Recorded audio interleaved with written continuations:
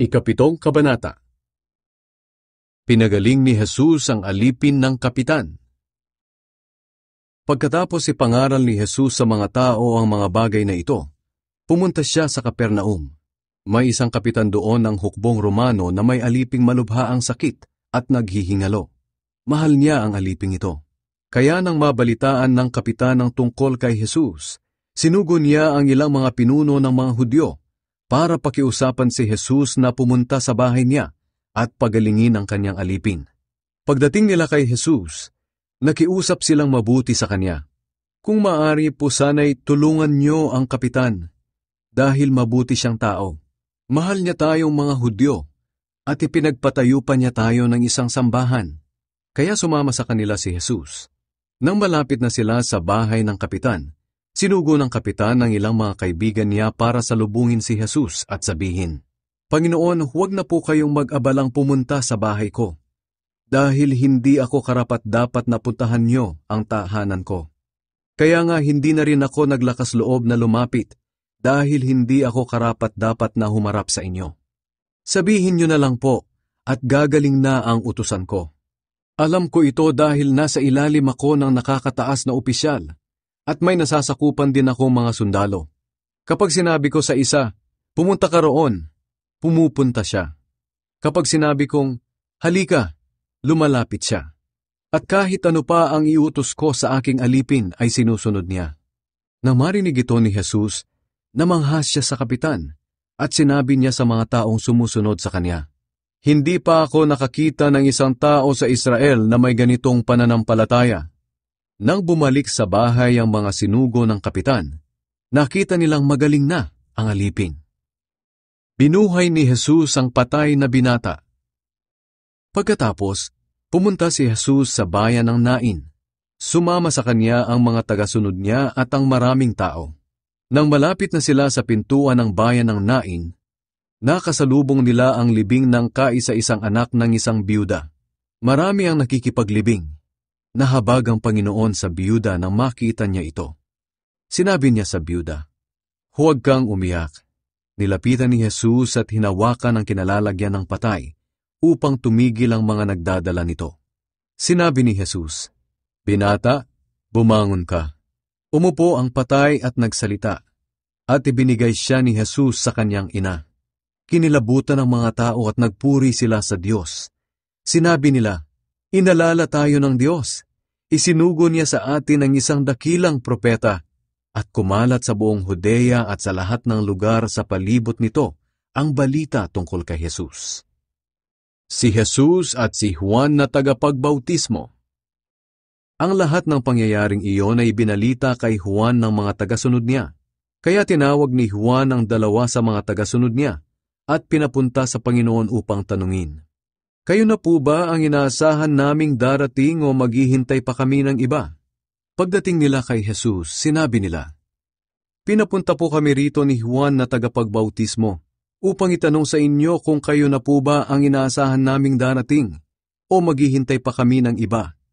Nang mga sandaling iyon, maraming pinagaling si Jesus na mga may sakit at pinalayas niya ang masasamang espiritu sa mga tao. Pinagaling din niya ang mga bulag.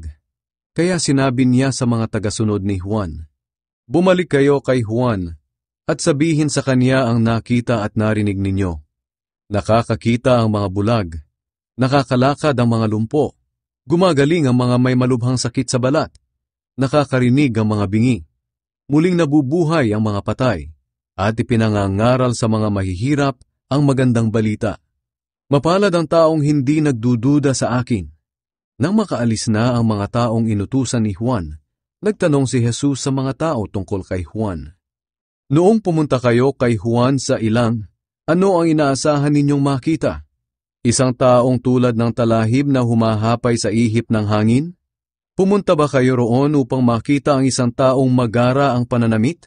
Ang mga taong magara ang pananamit at namumuhay sa karangyaan ay sa palasyo ninyo makikita. Pumunta kayo roon para makita ang isang propeta, hindi ba? Totoo, isa nga siyang propeta. At sinasabi ko sa inyo, higit pa siya sa isang propeta. Siya ang binabanggit ng Diyos sa kasulatan. Ipapadala ko ang aking mensahero. Mauuna siya sa iyo upang ihanda ang dadaanan mo. Sinasabi ko sa inyo, walang taong isinilang na mas dakila pa kay Juan, ngunit mas dakila pa sa kanya ang pinakahamak sa mga taong kabilang sa kaharian ng Diyos. Nang marinig ng mga tao pati ng mga maniningil ng buwis ang pangangaral ni Jesus, sumang-ayon sila na matuwid ang layunin ng Diyos, dahil nagpabautismo pa nga sila kay Juan. Pero ang mga Pariseo at mga tagapagturo ng kautusan ay tumanggi sa layunin ng Diyos para sa buhay nila, dahil hindi sila nagpabautismo kay Juan. Sinabi pa ni Jesus, "Sa anong bagay ko maihahambing ang mga tao ngayon? Kanino ko sila maihahalin tulad? Katulad sila ng mga batang nakaupo sa plaza at sinasabi sa kanilang kalaro, 'Tinugtugan namin kayo ng tugtuging pangkasal, pero hindi kayo sumayaw. Umawit kami ng awit para sa patay, pero hindi kayo umiyak.' Katulad nila kayo. Dahil pagdating dito ni Juan na nakita ninyong nag-aayuno at hindi umiinom ng alak, sinabi ninyo, 'Sinasaniban siya ng masamang espiritu.'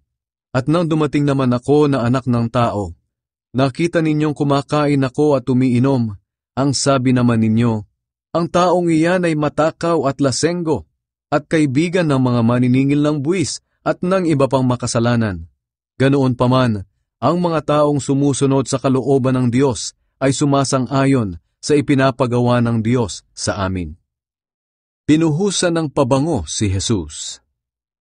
Inanyayahan si Jesus ng isang Pariseo na kumain sa bahay niya. Pumunta naman si Jesus at kumain doon. Sa bayang iyon ay may isang babaeng kilala sa pagiging makasalanan. Nabalitaan niyang kumakain si Jesus sa bahay ng Pariseo, kaya pumunta siya roon at nagdala ng pabango na nasa isang sisidlang yari sa batong alabastro. Lumapit siya sa likuran ni Jesus sa bandang paanan. Doon ay umiyak ang babae at tumulo ang luha niya sa paa ni Jesus. Pagkatapos, pinunasan niya ito ng kanyang buhok, hinalikan at binuhusan ng pabango. Nang makita iyon ng Pariseyong nag-anyaya kay Jesus, inisip niya, kung talagang propeta ang taong ito, alam sana niyang masama ang babaeng ito na humihipo sa kanya. Pero alam ni Jesus ang nasa isip niya. Kaya sinabi ni Jesus, "Simon, may sasabihin ako sa iyo." Sumagot si Simon, "Ano po yun, Guro?" Sinabi ni Jesus, "May isang lalaking inutangan ng 2 tao. Ang isa'y umutang sa kanya ng 500, at ang isa na may 50. Nang kapwa sila hindi makabayad, pareho silang pinatawad. Ngayon sa palagay mo, sino sa 2 ang lalong magmamahal sa nagpautang?" Sumagot si Simon, "Sa palagay ko po, ang may mas malaking utang." "Tama ang sagot mo," sabi ni Jesus. Pagkatapos ay nilingon niya ang babae at sinabi kay Simon, "Tingnan mo ang babaeng ito. Nang pumasok ako sa bahay mo, hindi mo ako binigyan ng tubig na ipanghuhugas sa paa ko. Pero ang babaeng ito'y sariling luha ang ipinanghugas sa paa ko, at ang buhok pa niya ang ipinunas dito. Hindi mo ako hinalikan bilang pagtanggap, pero siya'y walang tigil sa paghalik sa mga paa ko mula nang dumating ako. Hindi mo pinahiran ng langis ang ulo ko, pero pinahiran niya ng mamahaling pabango ang mga paa ko. Kaya sinasabi ko sa iyo na ang malaking pagmamahal na ipinakita niya sa akin ay nagpapatunay na pinatawad na ang marami niyang kasalanan. Pero ang taong kaunti lang ang kasalanang pinatawad, ay kaunti rin ang ipinapakitang pagmamahal." Pagkatapos, sinabi ni Jesus sa babae, "Pinatawad na ang mga kasalanan mo." Ang mga kasama niya sa pagkain ay nagtanong sa kanilang sarili, "Sino kaya ito na pati kasalanan ay pinapatawad?" Sinabi ni Jesus sa babae, "Iniligtas ka ng iyong pananampalataya. Umuwi kang mapayapa."